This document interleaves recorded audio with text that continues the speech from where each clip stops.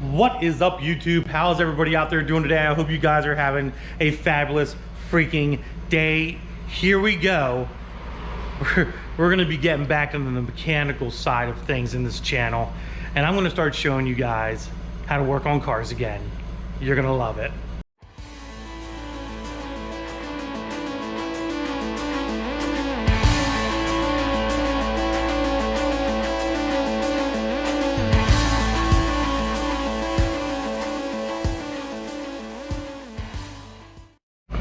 Woo! Behind me, or in front of me, I guess would be in front of me technically, is a beautiful 1998 Firebird Formula in this freaking blue color. I love this blue color. About 4 years ago, I actually looked it up on YouTube because I had to go find it. About 4 years ago, I did a video for a buddy of mine on his Camaro Z28 or SS, I think it was something like that.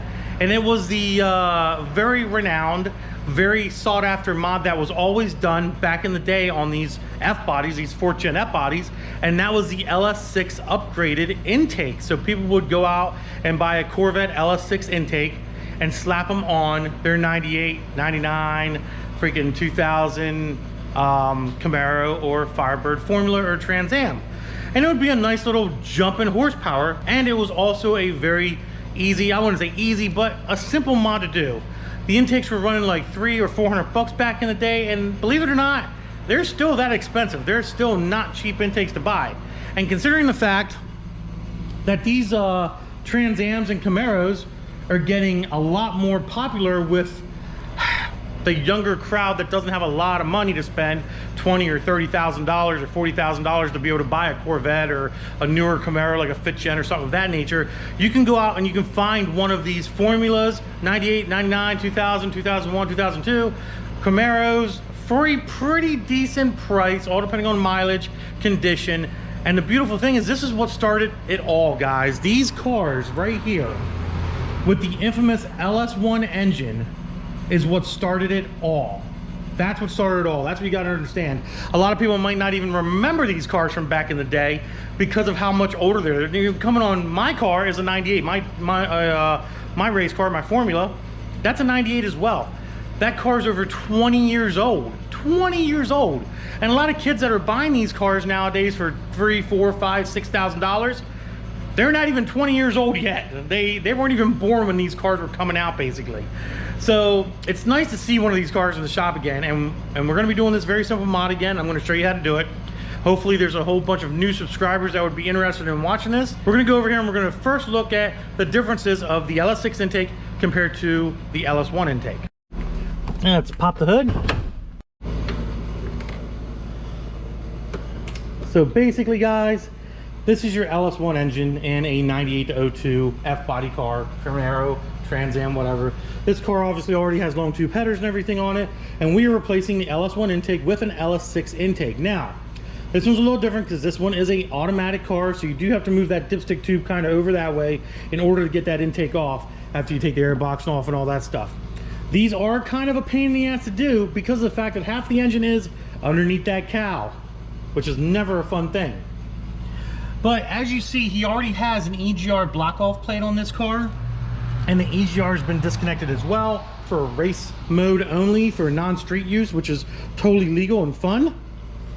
Doesn't have a smooth bellow, which I would recommend to him, but he didn't bring that. No big deal. Underneath this plate there's a hole, and that's one of the biggest differences of the LS1 intake. They had the EGR, where if we go over here to this beautiful, I'm assuming it's like a Tiffany blue painted LS6 intake is how he painted this thing. This does not have that hole at all. Mainly because back in the day, for emissions compliant vehicles, 98 and 98 through 2000 had to have EGR because of the cam profile in these cars. Now, when they came out with the 01 and 02, which naturally came with the LS6 style intake, they didn't need to have the EGR per emissions requirement anymore because the cam profile was more not user friendly, but more emissions friendly, so they could eliminate the EGR from the car legally and not have to worry about it. But it's a very, very nice upgrade, and there's a few little things you do have to do in order to get this intake to work on these cars. So let's start tearing this thing apart, guys. So obviously the first thing you need to do is you need to start unplugging everything. Your mass airflow sensor, your throttle, IC, and then IAT as well. And you lift these little clips up like so, and you can take off your boot right here. Very simple. I always cut myself. There's the intake box off, air filter, all that fun jazz. Then following that, you can just take your wiring harness and move that out of the way. That ain't gonna bother anything. You're gonna wanna take off your throttle cable, which is on this side here, and your cruise control as well. And then you have this hose here that comes off of your valve cover on the passenger side. That can go bye-bye. Both these cables, your cruise control cable and your throttle cable, can be routed out of the way over here. You don't got to worry about them being lost or anything. They're not going to be lost. Put them around the master cylinder reservoir bottle cap. That'll keep them out of the way. Then you have your evap right here. That can come off both sides. That way that's out of the way as well. All right, so we got our lines off. We're gonna get this last throttle body bolt off here, and then the throttle body comes off. Just 3 bolts, 1 on the top, 2 on each side at the bottom. There you go. Go ahead and put the bolts in here as it drips all over the place, and kind of get this out of the way. So the next thing we gotta do is we gotta disconnect the wiring harness on both sides, the fuel line. We got to disconnect that as well, and then we actually are going to be leaving the fuel rails on as we take this manifold off. We're not going to be removing the manifold after, we're not going to be removing the fuel rails. We're going to actually keep them on. It's going to help us get this thing off of here and do what we got to do, and then we'll switch everything over on the bench or on the floor here somewhere, and then we'll put the new intake on after I show you a little mod that you have to do to make that other intake work properly. All right, so everything's unplugged for the fuel injectors. We still need to get the line out, which we're going to use a little fuel disconnect tool for that. Pretty simple. You just stick it in here, push the line into it, pop your blue piece in, and then the line comes off, just like that. Now, just beware if you just got done running the vehicle and you're starting to do this right now after running the vehicle for so long, there is going to be pressure behind this line. So before starting a job like this and disconnecting the fuel line, and for any reason whatsoever on any vehicle, doesn't matter if it's a 98 Formula or a 2021 Camaro, always make sure the pressure is depleted. Give it 20 minutes for the pressure to come down before disconnecting any fuel lines. That way when you do disconnect, you don't have fuel spraying in your eyes, which you should be wearing sunglasses or glasses anyways, or anything of that nature, guys. So be careful with that stuff. Then you have your evap line and your fuel line. Now what you can do is you can take this fuel line and just kind of tuck it underneath your cables here. There we go. That way it kind of just stays out of your way. Maybe put it around the strut here, tuck it under the strut here.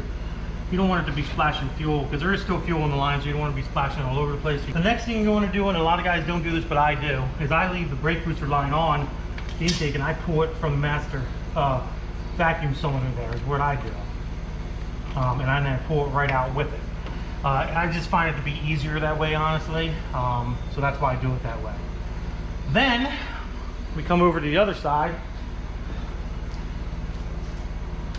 and if you can see, there's going to be 8mm bolts. There's 5 per side, and they all have to come out, obviously, which is norm. So basically, we got to pull all of those out. Like I said, we're leaving the fuel rails on, but when we go to pull the intake off, we have to move this tube over this way as far as we can physically possibly make it happen without breaking it, which you can do that. So let's get these 10 8mm bolts out and get this intake off. Okay, so we got some tools we're going to be using. The first one being my little stubby, my little 1/4" stubby, which works very well for these. You're going to need a long 5/16 socket. You're also going to need a longer 1/4" drive. You can get some torque down and break these bolts loose. And it's always nice to have a stubby 5/16 as well, which we're more than likely going to need. But these things really aren't that tight. They only go down to 89 inch-pounds from factory. So they come off, as you can see, they're coming off pretty easy. You guys are probably so freaking interested. You're like, yeah, Andy, let's see what that thing looks like. Oh, look, I'm dropping sockets now. realistically, guys, this job is only about an hour, maybe 2 hours tops of a job to do for yourself.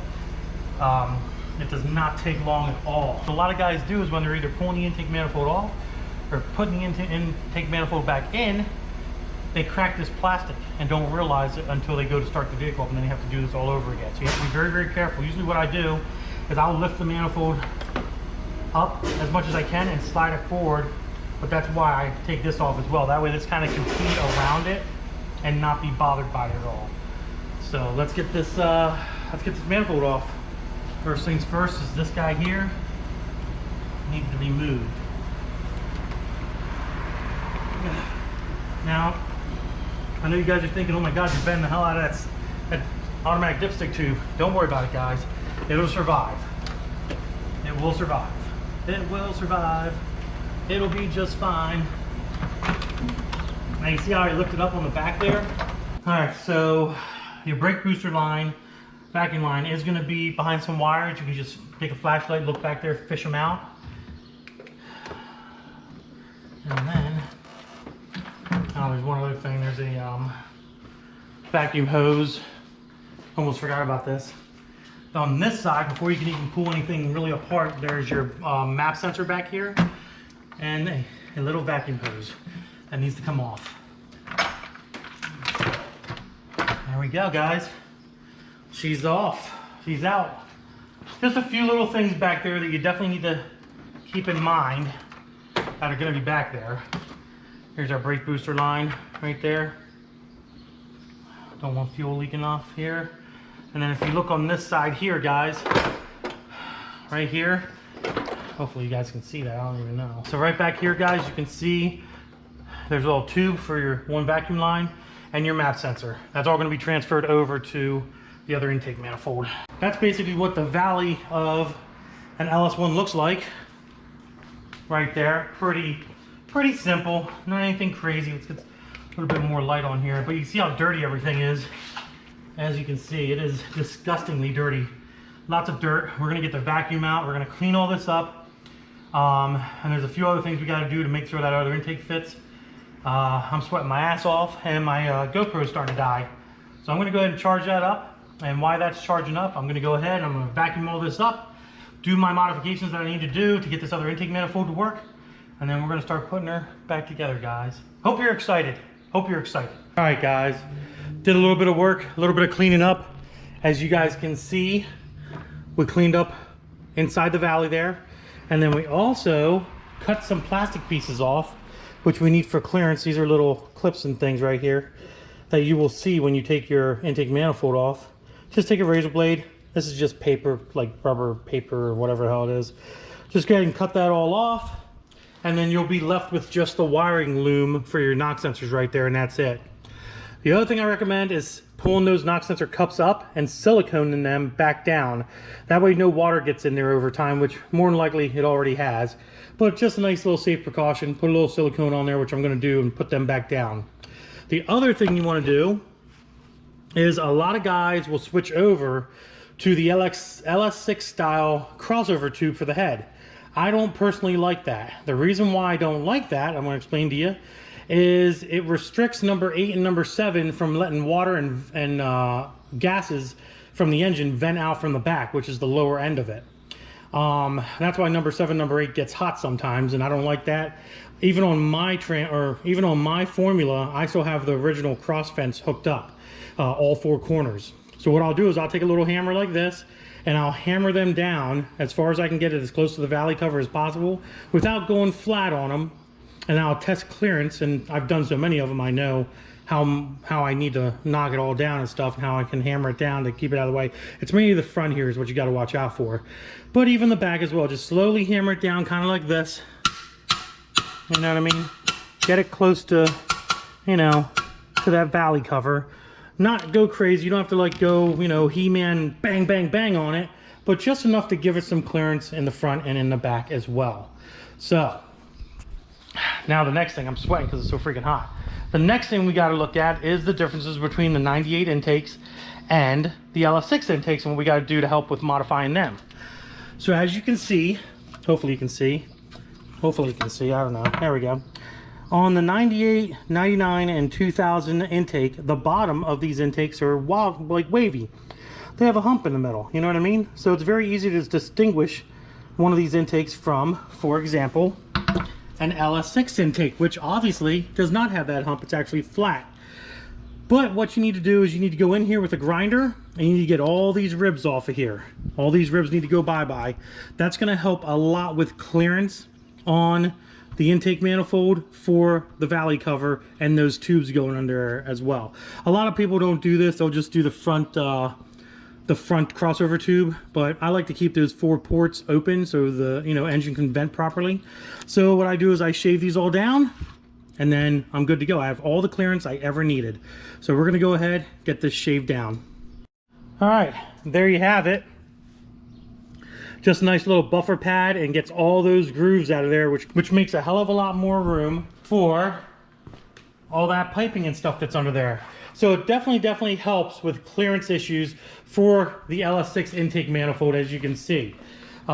Even with this manifold here, you can see that the divots are there for a reason and the middle's low. But with cutting that all out of there, you take that space out of there, and it helps to get that intake manifold to fit on that engine just fine. We're gonna go ahead and turn this thing over. We're gonna clean up the O-rings on the injectors, lube them up, put the fuel oil together, put everything back together on this intake as it needs to be. We already have the new oil pressure sensor installed, so that's done and over with. All we got to do now is pretty much put that intake together, slap her on.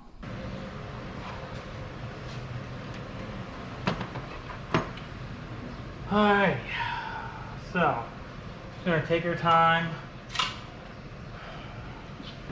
fish everything back through there where it belongs, very nice and clean like. It is kind of a pain in the butt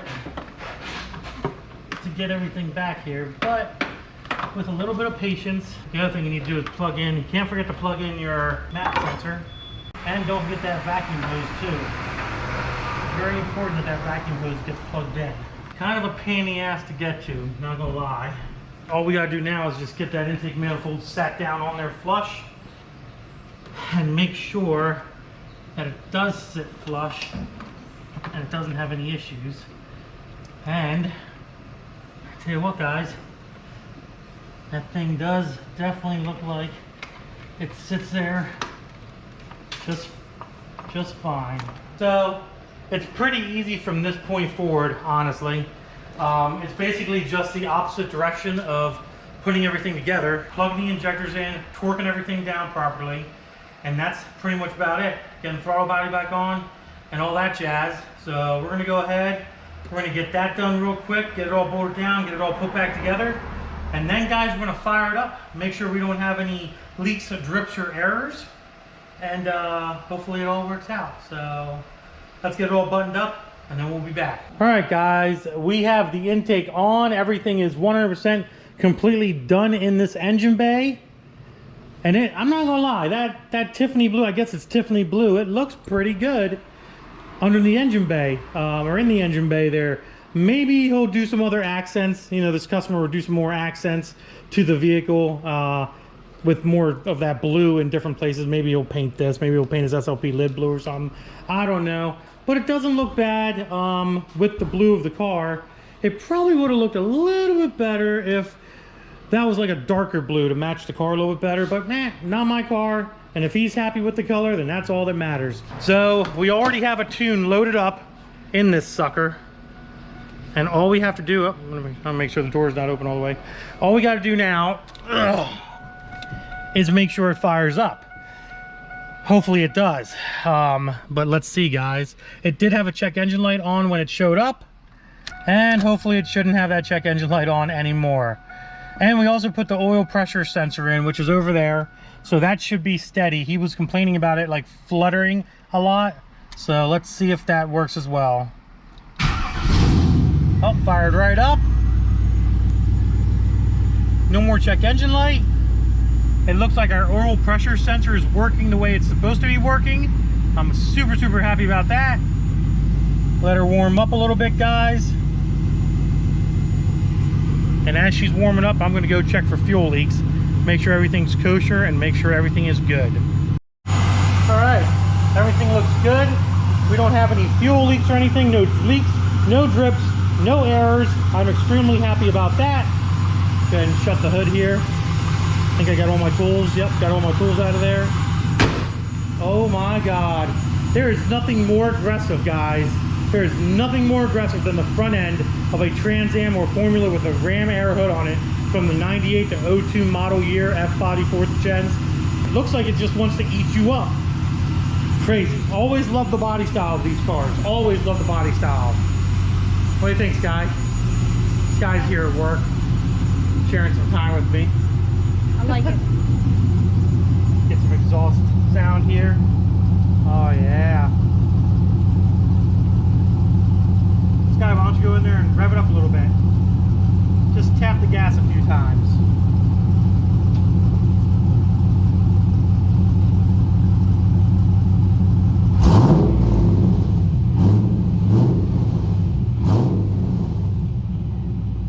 Oh yeah, that's America there. There you go, guys. Car's all done. Just a very simple 2 hour, probably an hour and a half, 2 hour job. It took me a little bit longer just because I am obviously recording, so it takes time for me to set the camera up here, set the camera up there, you know, talk about what I'm doing.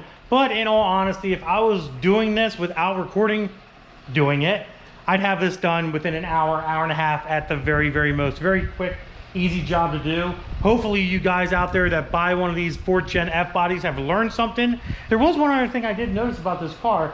It does not have a 98 engine in it. It doesn't have perimeter bolt valve covers. It actually has center bolt valve covers with 241 heads. So I'm willing to bet, you know, considering this is a 98, somebody in the past has definitely swapped another engine, an 01 or 02 F body engine, into this car. So I'm going to be telling the customer about that as well, make him aware, because I don't think he knows, to be honest. But other than that, guys, hope you enjoyed the video. If you did, give it a big thumbs up. Do not forget to subscribe. And if you want to see more mechanical based videos like installations, supercharger installations, cam installations like I used to do years ago, do me a favor, comment below, let me know, and I'll be more than happy to start doing more videos like that for you guys as well. But other than that, guys, check me out on Instagram at Diablo Formula Racing, and deuces.